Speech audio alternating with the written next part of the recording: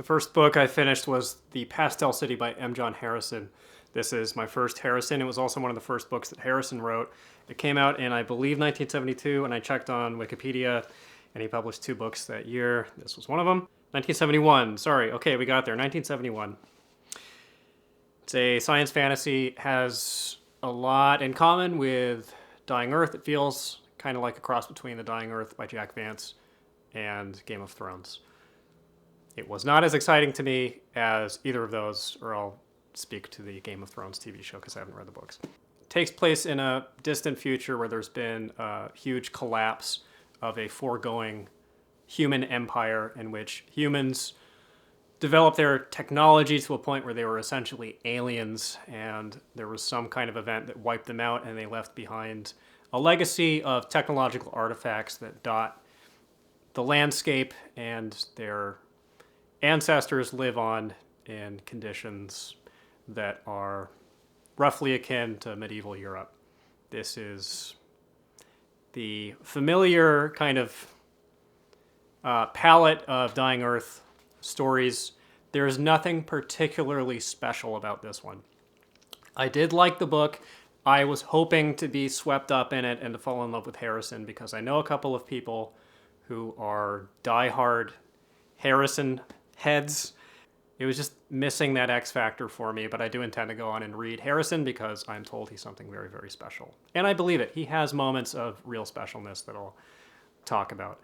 The book follows a man named Chromis who's in his middle age, I think late middle age, gifted swordsman who was the head of an elite order of basically knights who defended the realm, and he goes to get the old band back together and go on an adventuring party to try to save the kingdom, which sounds a lot more whimsical or traditionally fantastical than it really is. I find myself struggling often to kind of keep my finger on the pulse of fantasy books, and this one lost me a couple points along the way.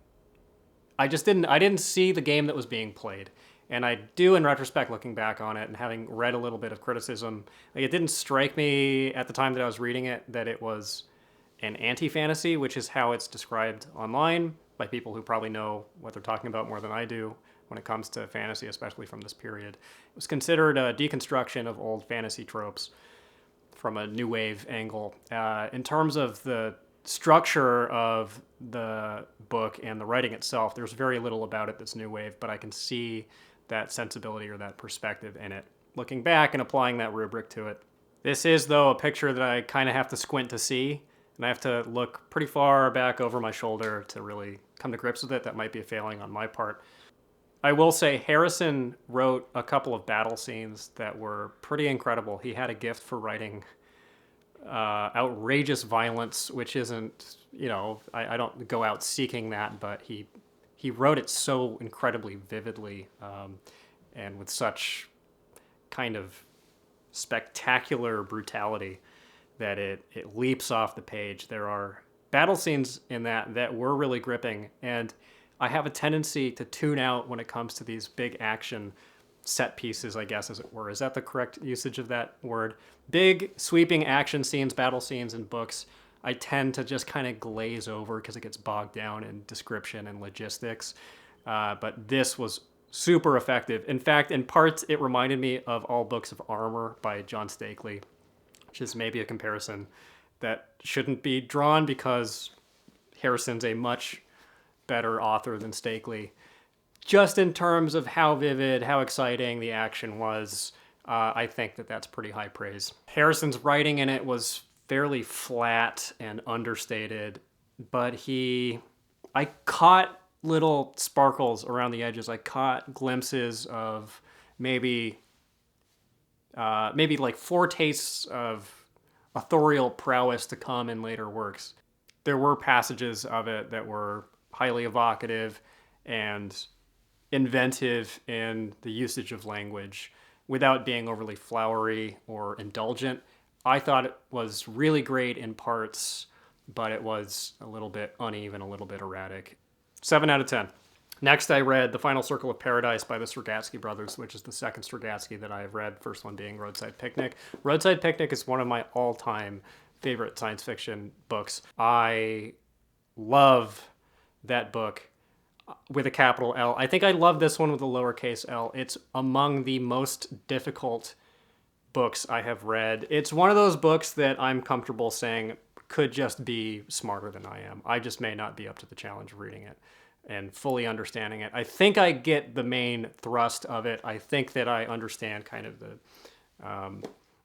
I don't know, the ideological content of it, but in specifics to do with the plot, the way the story is constructed, the way the writing operates, and subtleties and details, and I guess political contexts I may be missing because they were Soviet authors writing from that perspective. This was published in 1965. So very different place, very different time, and I'm sure there are a lot of details that I am not in possession of as an American reader in 2023. The reading experience itself was extremely frustrating, and had I not read Roadside Picnic first, I don't know that I would have kept going with the book because it's completely disorienting. It's a very, very different reading experience to the majority of novels that I have read. This was experimental to the point of feeling completely avant-garde and impenetrable, almost like it was written deliberately to confuse. And I don't think that it was a translation issue. This was translated from the Russian, and that can be a symptom. The prose will feel fragmentary and incomplete sometimes, or confusing or clumsy. I don't think it's that. I think that in terms of how the plot moves and how it was envisioned and constructed, it is fractionated, and it forces you to suspend your need for payoff and gratification until the final sliver of the book, until the last couple of chapters, which is potentially a big ask. And that's why I say this is not in fitting with kind of contemporary sensibilities or expectations for most readers. The book follows a man returning from a long career in space, going on a vacation to a seaside town where it appears on the surface that everything is perfectly fine. Everybody lives a life of abundance and tranquility. Everything is not as it seems. People behave strangely. And the guy meets some unusual characters and becomes embroiled in a mystery that he seeks to unravel. I don't know that I can give any more detail without... I don't know that I can give any more detail strictly from memory because you enter into the kaleidoscope of all of the confused plot threads that get tangled up into this big monkey's paw. It's like, I don't know, it's like a Dickian, hard-boiled crime novel that is very psychedelic. It feels a lot like, and it has a lot of resemblance to The Futurological Congress by Lem. And you don't learn about what the book is really about until the last few pages. So I'm going to do something I almost never do and give spoilers because I want to talk enthusiastically about the book and I can't do it without spoiling the big reveal. It turns out that the main character who enters into the narrative as a writer who has gone to the seaside town to work on a manuscript of some kind is actually an agent of sort of a United Nations, no, it's a UNESCO, a future UNESCO, who has been sent to follow up on an ongoing investigation of a new drug that has entered into the market in this town. It is a new technology that was arrived at by accident that is easily assembled from disparate parts that can be bought over the counter. It's like this technological process in which a person sits in a warm bath and puts a reagent in the water and then plugs in this electronic component to like this household appliance that's a lot like whatever the thing is from Do Androids Dream of Electric Sheep. That's like the mood organ. You put all these things together and it generates a psychedelic experience that's completely immersive. The real world goes away and you live in this universe of complete wish fulfillment where all of your conscious and unconscious desires are realized. People get lost in this world. They suffer brain hemorrhages, but people still choose to return to it, become addicted to it, because it's the fulfillment of all individual desires. And this is the main thrust of the dystopian element. It's a dystopia that is inverted from the typical formula that we're used to. Most of the popular dystopian books, the horror is in the sublimation of the individual will to the collective will, the loss of individuality, the overwhelm of the single person on behalf of a greater collective will or agenda. And this is the inverse of that formula of when the individual experience of the world enters into this place of complete exclusive primacy. If you enter into this infinite solipsism of just being only involved in your own thoughts, quite literally, you get lost in your own mind and you fulfill all of your personal needs and desires. It's the end, it's the hard end of culture, of any kind of a political agenda or program whatsoever. It's the death of society. It's the death of us as a collective. As any kind of a potential collective. Another big criticism in the book is this criticism of the idea of progress towards material abundance as divorced from some kind of spiritual aspiration or program of like spiritual or intellectual betterment and struggle is unworthy and dangerous and stupid. That's the part where I guess their Marxist enthusiasms kind of pass me by.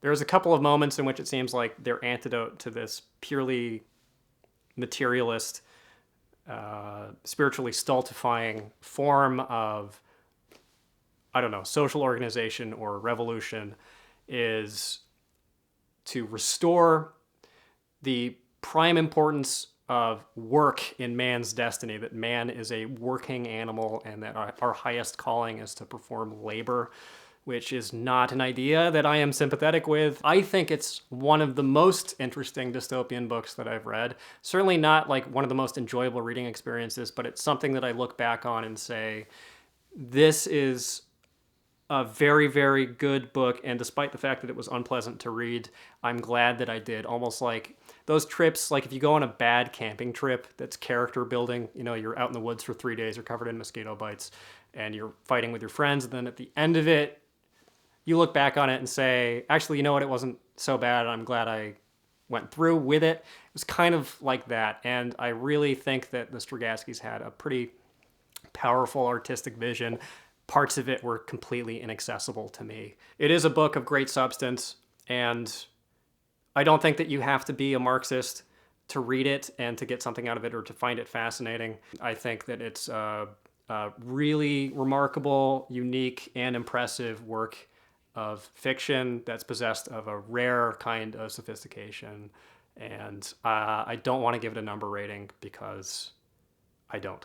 And the last one that I read was Farewell Earth's Bliss by D.G. Compton, a British writer who I think maybe was New Wave or he was contemporary with the New Wave.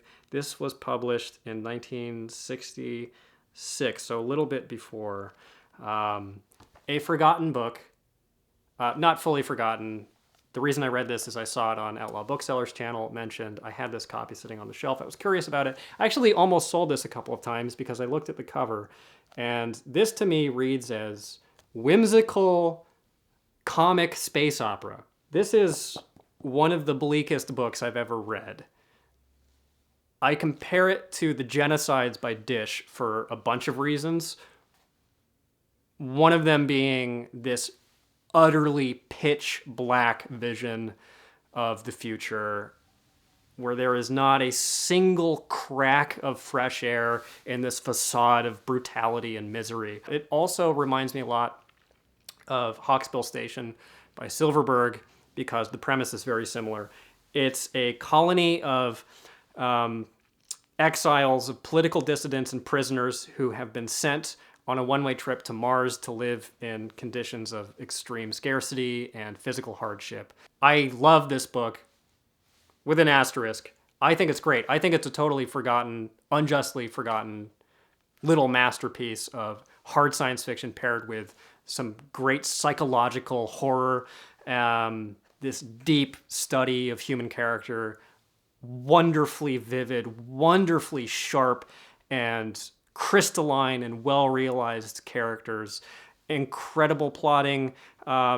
Every or most little parts of it add up to this great big sum that's really magnificent. Certain authors, you pick up, you open a book, and it's almost like smelling salts, where it reminds you, like, oh my God, I forgot how much a writer can accomplish in such like a short amount of time, that I just find myself immersed in this brand new world immediately all of a sudden. It's not even like an in media res thing where there's some big action thing happening. He just begins introducing you to these characters and their internal worlds, and it just feels completely real. It just opens right up. It goes straight into your pineal gland. You are living in this world that feels extremely real and realistic. The characters are simple enough that they serve kind of thematic and plot purposes while still feeling like real people, and they're almost all interesting. There's very, very few filler characters in the whole book, which is quite an accomplishment because it's only that long. That's pretty big type in there. It's a short story, not a short story, but it's a short novel. But there's very finely shaded character work for like 10 different people in here. I think this is another book that is a product of its time that probably would have to be only of its time in its treatment of certain issues. However, I think it also has aged beautifully well. It may be a hard landing for some people, but I think this is one of the rare books that genuinely is timeless. It doesn't feel like it was, I mean, it does and does not feel like it was written when it was written. Just on a plot level, in terms of a language level, it's perfectly contemporary. The language is so taut and well constructed and punchy. The themes are where the real life of the book is, and it's tough. It's a really hard, uncompromising treatment of various things, especially of racism, especially of white racism against blacks. It is pretty vicious and full of really hard racial language. Certainly not sympathetic with the racists. Related to the racial content is also a meditation on authority and power, and how a position of power erodes and perverts the identities of both the dominant and the dominated. And it's this really sickening, weird vision of a power hierarchy where the people who are dominated are completely infantilized, where they become adult children and they address their superiors as if they were parents. There are a lot of religious themes in the book, which is the one thing that I think it gets not perfectly right. The Christian flavor is somewhat overpowering and a little bit overstated. Arguably, there are parts of the whole picture that are overstated. It's almost too brutal and it's almost too explicit and on the nose, but I think that's part of its impact. It's meant to be that way. It's meant to be really, really, really hard-edged. Sometimes it feels almost a little didactic or brutal to the point of unbelievability. And the Christian theme or themes layered in on top of everything that I've described, I don't think really serves the book all that well. Maybe I just missed something, but there are these throwaway ideas that are almost science fantasy that I think kind of distract, or they weren't believably resolved to me, and I don't fully understand what it was Compton was trying to say with them. The ending is incredible. It's one of the best endings. Nothing like hugely profound, nothing like Bliss, where it's just like, oh my God. But it ends in a way, I guess, like a great movie would end. For as unpleasant a book as it is, I think it actually would be a good book to hand to the right beginning science fiction reader, because the way that it's plotted is actually very close to how like a television show would be filmed. It has kind of the same beats of switching from different character points of view, and there's cliffhangers at the places where they would be in like a prestige TV show, and it's really easy to picture everything that's happening. Everything is described so clearly. I was astonished by how good this was and how invisible this is in the culture, and I put this above the majority of hard SF books that I've read before. I think this is one of the best hard SF books that I've read. I don't know how hard it is to find. I found this at like a thrift store or something. I would seek it out and read it. You can bang it out in a day or two. And just be forewarned that it is incredibly brutal and dark. This was a really interesting, rewarding, challenging little run of books. I picked them because I'm wanting to read as many of these obscure hard copy books as I can before I go embark on this big expedition that I'm going on. I'm becoming a digital nomad, if you didn't see the last video. So I'm moving out of this place. I'm going to be traveling full time to various countries, and I'm still going to be doing these vlogs, probably more. I don't know if this is a vlog. I'm going to be doing probably even more of these videos than I have been. And I'm going to be reading mostly on Kindle and hard copy where I can find it. But there are certain titles like this that I have no confidence I'll be able to find electronically anywhere. I haven't really checked that hard. But I'm trying to read these like special, kind of niche, obscure, hard to find books, as many of them as I can before I go at the end of the month or beginning of next month. So there'll be more titles like this. So thanks for watching. Hope you enjoyed it, and I will see you on the Discord maybe.